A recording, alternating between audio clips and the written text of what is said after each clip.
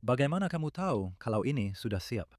Ini adalah waktu panen yang menyenangkan, dan saya ingin membimbingmu dengan beberapa ide tentang buah dan umbi, serta cara menilai waktu terbaik untuk memanennya, seperti melon dan tomat. Kita akan melihat mentimun dan juga beberapa bit, jagung manis, dan kentang. Jadi melon-melon di sini, wow, kamu bisa melihat dengan jelas perbedaan antara melon yang belum matang, yang masih berwarna hijau. Itulah warnanya sejak terbentuk sekitar 3 atau 4 minggu yang lalu, dan yang sudah matang. Sebenarnya, saya sudah memperhatikan yang satu ini. Pertama-tama, yang ini matang sekitar 3 atau 4 hari yang lalu. Lalu yang ini 2 hari yang lalu. Dan warna kuning itu baru muncul sepenuhnya hari ini. Sebagai perbandingan, tadi pagi warnanya seperti itu. Dan sekarang sore ini sudah seperti ini. Hari ini hangat, mungkin suhunya 34 derajat di dalam sini, 27 derajat di luar. Jadi itu adalah indikasi bahwa kamu harus siap untuk memanennya. Dan kamu perhatikan, buah-buah itu tidak ditopang oleh apapun. Dan buah-buah itu hanya akan jatuh kalau dibiarkan terlalu lama, yang berarti memang sudah benar-benar matang. Dan semoga dengan pisau yang tajam, kamu bisa memotong seperti itu. Dan juga dengan melihat ini, kamu bisa melihat retakan di sekitar batangnya. Itu juga merupakan tanda kematangan, selain perubahan warna.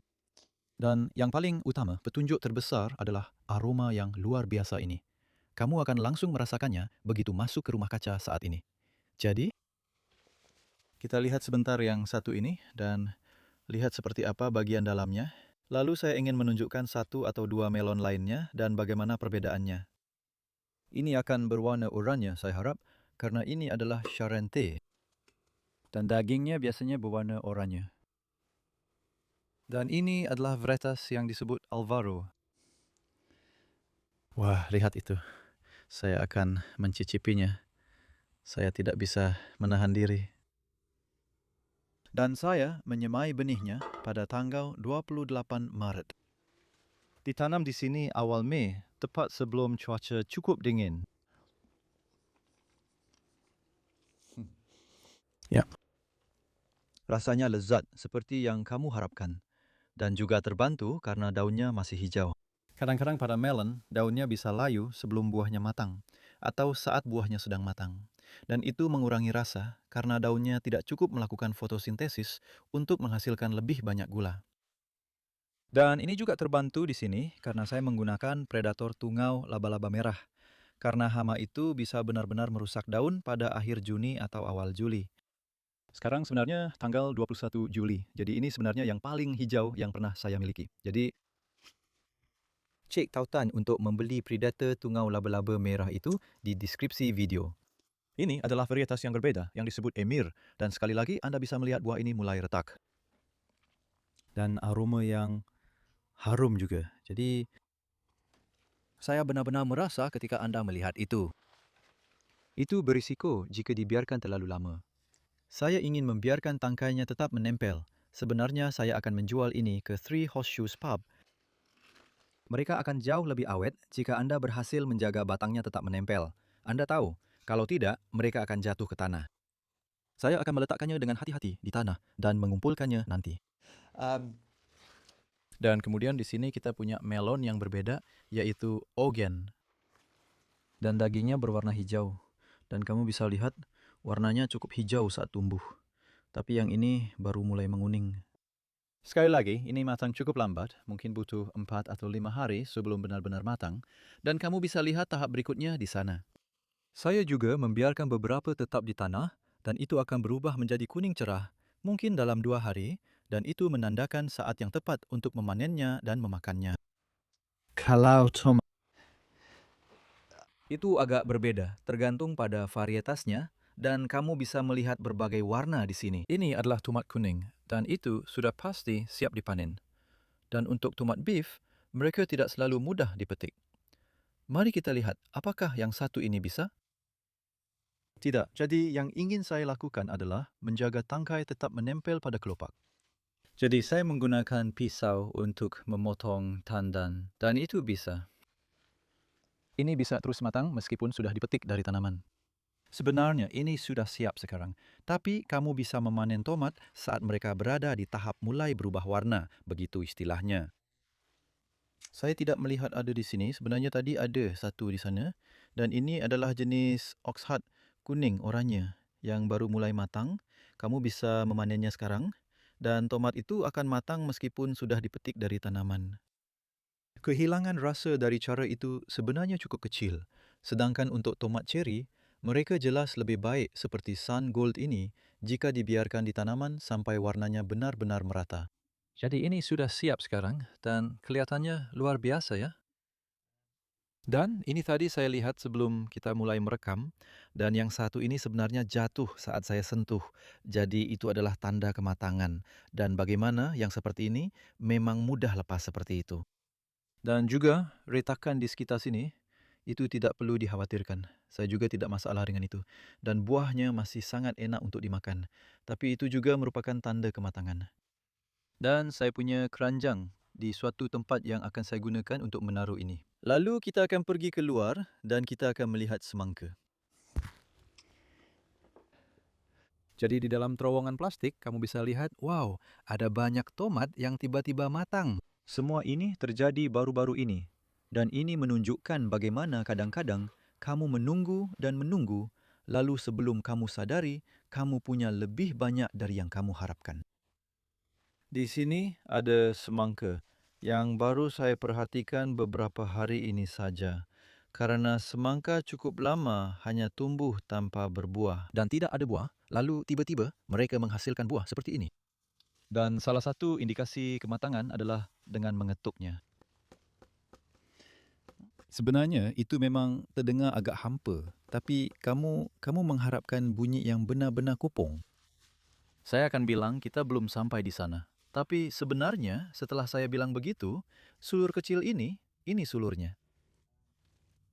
Warnanya harus lebih coklat daripada hijau. Jadi itu jadi petunjuk buat saya bahwa saya belum akan memetik yang ini. Semangka itu lucu karena mereka seperti punya kehendak sendiri tentang kapan mereka akan berbuah. Mereka tidak benar-benar punya tanda kematangan yang jelas seperti melon.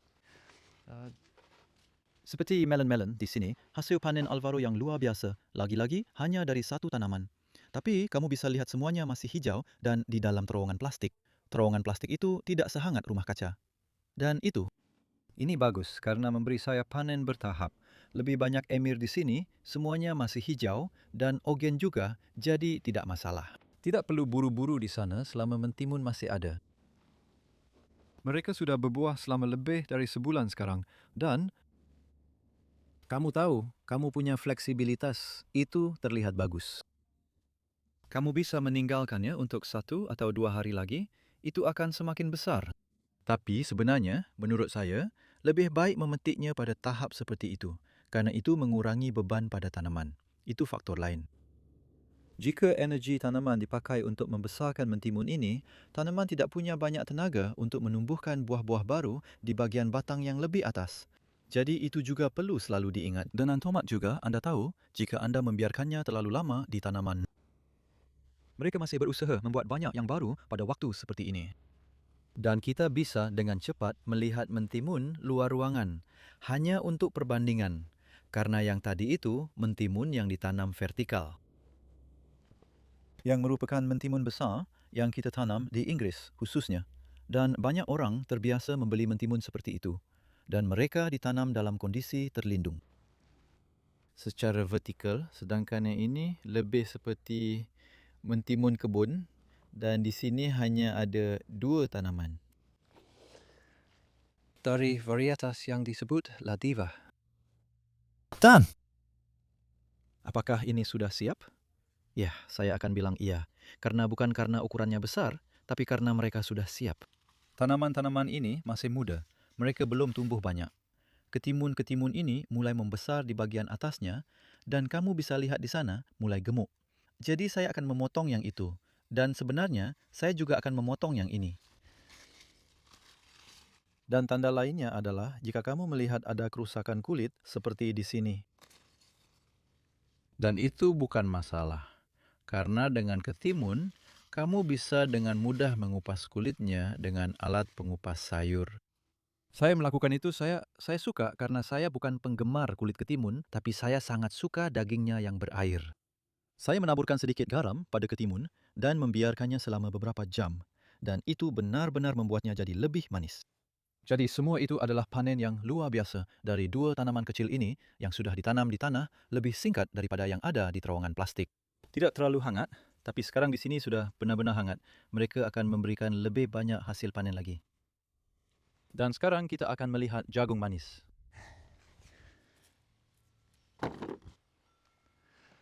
Jadi dengan jagung manis. Malai jagungnya harus mulai berubah warna dan itu adalah salah satu petunjuknya. Ada banyak petunjuk dan jika kamu kebetulan memetik yang belum benar-benar siap, misalnya belum banyak biji kuning cantik di dalamnya, kamu masih bisa memakannya, masih bisa dimakan, hanya saja mungkin rasanya tidak terlalu enak dan lebih seperti jagung mini. Kamu juga bisa memakan bagian tengah tongkolnya. Tapi selain rambut jagungnya yang mulai agak coklat, sebenarnya ini tidak secoklat yang saya harapkan dan mereka matang sangat cepat. Kamu meraba apakah tongkol-tongkol ini sedikit membesar dan cukup berisi. Dan sebenarnya banyak dari mereka sudah terlihat siap. Ada panen besar di sini. Sebentar lagi saya akan memetik yang ini. Jadi saya tinggal mematahkannya seperti itu. Dan saya juga melihat di bawahnya apakah ada tongkol kedua. Dan untuk yang ini sepertinya tidak ada. Itu seperti tongkol, tapi sebenarnya bukan. Jadi saya sebenarnya akan mencabut tanaman itu sekarang karena tanaman itu menyerap air yang dibutuhkan tanaman lain. Jadi saya mencabut tanaman segera setelah saya memanen semua hasil dari tanaman itu. Dan mari kita lihat.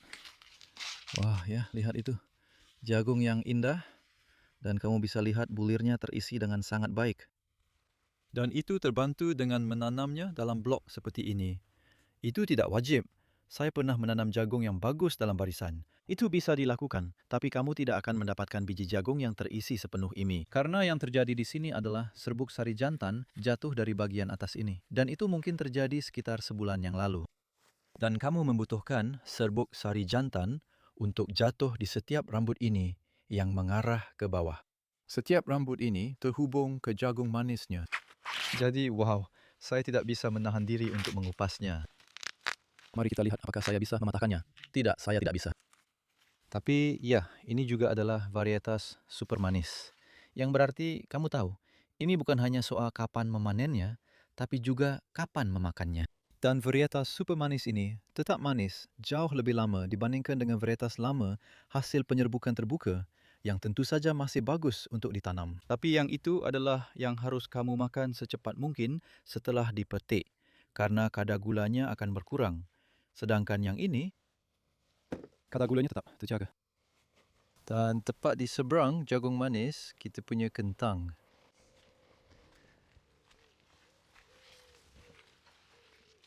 Ini adalah The Desiree,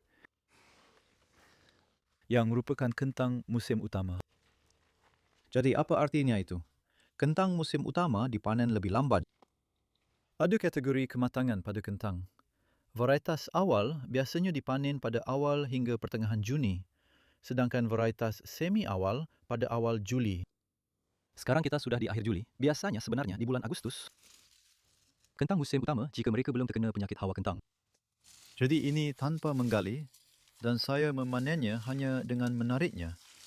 Pegang semua batangnya dengan tangan saya dan tarik perlahan ke atas. Dan Anda bisa lihat inilah hasil panennya. Dan itu tidak buruk. Ya, saya bangga dengan itu. Tapi kentangnya akan lebih besar jika kami mendapat lebih banyak hujan. Kami tidak terlalu sering menyiram tanaman ini. Anda bisa lihat betapa keringnya tanahnya. Sebenarnya cukup berdebu. Tanaman ini juga cukup dekat dengan bunga matahari. Dan beberapa orang bilang bunga matahari itu alelopatik, artinya mereka tidak suka tanaman lain, atau sebaliknya. Tapi sebenarnya bukan itu masalahnya. Hanya saja mereka membutuhkan banyak kelembapan untuk tumbuh. Tapi saya suka bunga matahari. Jadi saya sangat senang menerima hasil panen kentang yang sedikit lebih kecil. Dan bagus juga untuk membuat kompos dari semua bagian yang tidak kamu makan ini. Kamu bisa melihat bibit kentang di sana, Jadi itulah bibit yang kami tanam pada bulan April untuk yang ini. Dan itu juga bagus untuk dijadikan kompos. Jadi semua itu bisa dimasukkan ke tumpukan kompos. Dan saya akan memasukkan ini ke dalam keranjang saya, lalu kita akan melihat bit. Dua hal lagi tentang kentang. Yang pertama, Anda bisa lihat mereka masih cukup hijau, dan itu menandakan mereka masih bisa tumbuh lagi, terutama jika kita bisa menyiramnya. Dan mereka cukup berdekatan, jadi kami menanamnya hanya 18 inci atau 45 cm terpisah. Untuk kentang, itu cukup berdekatan, terutama untuk kentang yang dipanen belakangan. Sebenarnya di sini juga agak mirip dengan bit. Jadi bit-bit ini ditanam secara berkelompok dengan jarak tidak lebih dari 1 kaki atau 30 cm dan mereka juga cukup dekat dengan seledri akar di sana. Jadi ini benar-benar penanaman intensif di lahan yang sempit. Dan tahun ini kami sudah menanam wortel di sana. Di sana hanya ada beberapa kilo wortel dari penanaman bulan Maret dan mereka dipanen pada awal Juni. Dan rumpun kecil yang ditanam secara berkelompok ini ditanam pada tanggal 8 Juni, yang berarti baru 43 hari yang lalu. Jadi, dalam waktu tidak lebih dari 7 minggu, mereka sudah tumbuh sebanyak itu. Dan itu sebenarnya agak mengejutkan saya, karena yang sedikit saya khawatirkan sekarang adalah ketika bit semakin besar, mereka akan mengambil lebih banyak kelembapan dan nutrisi dari sekitarnya, dan itu akan sedikit menghambat pertumbuhan seledri akaran. Jadi, yang bisa Anda lakukan dengan semaian berkelompok adalah bukan soal kapan mereka siap, tapi kapan Anda siap untuk memakannya. Dan jika Anda menginginkan beberapa, Anda bisa melakukannya. Cukup putar dan cabut yang lebih besar dari rumpun. Dan sekali lagi, saya bisa melakukan hal yang sama di sana. Anda bisa melihat betapa mudahnya mereka tercabut. Ini adalah Pure Joe yang memiliki cincin putih yang indah di dalamnya. Benar-benar bit yang manis. Dan di sini kita punya Flaming Barrel yang lebih seperti bit kuning keemasan. Sekali lagi, saya akan mencabut yang lebih besar dengan memutarnya seperti itu. Dan kemudian Anda bisa melihat bagaimana mereka juga cukup dekat dengan buncis kerdil di sini. Jadi Anda tahu, saya mengatur banyak hal di ruang kecil di sini untuk mendapatkan lebih banyak panen, yang sangat mungkin dilakukan, tapi Anda harus rajin memanennya. Jadi, selalu ada banyak yang bisa dimakan setiap saat. Ini adalah masalah yang sangat menyenangkan. Dan di belakang sini ada sayuran lain yang tanggal panennya cukup bervariasi, yaitu seledri. Jadi, selama kamu terus menyiramnya, hari ini kami belum sempat menyiram seledri, tapi biasanya kami lakukan. Dan itu siap saat kamu menginginkannya. Kamu tahu, ini akan tumbuh lebih besar jika kamu terus menyiramnya, meskipun jaraknya cukup rapat. Kamu bisa lihat ini tidak lebih dari 9 inci, 22 cm. Di sini ada banyak seledri. Varietas yang disebut tangguh disemai pada awal April, ditanam sekitar awal hingga pertengahan Mei. Dan saya memotongnya tepat di bawah batangnya. Ada banyak cara untuk melakukan ini. Anda tahu, Anda bisa memotongnya seperti itu dan tanamannya akan tumbuh lagi. Sebenarnya, saya tidak menginginkan itu. Saya sudah cukup senang untuk membiarkan seledri hanya dipanen sekali seperti itu. Tapi semua itu bisa dimakan, dan kamu bisa menggunakan daunnya, batangnya, semuanya. Seledri adalah sayuran yang sangat bernilai dari sudut pandang itu. Dan ada satu hal lagi yang ingin saya tunjukkan kepada Anda di video ini, karena hari ini akhirnya memanen bawang merah. Bawang merah biasanya siap panen sedikit lebih lambat daripada bawang kuning. Bawang kuning saya sebenarnya adalah Rus de Roscoff, yang tadi hanya ada satu rumpun di sana. Dan ini dia.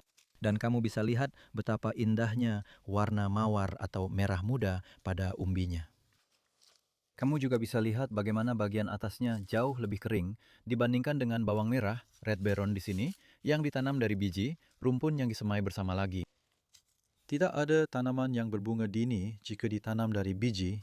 Ini benar-benar bisa diandalkan.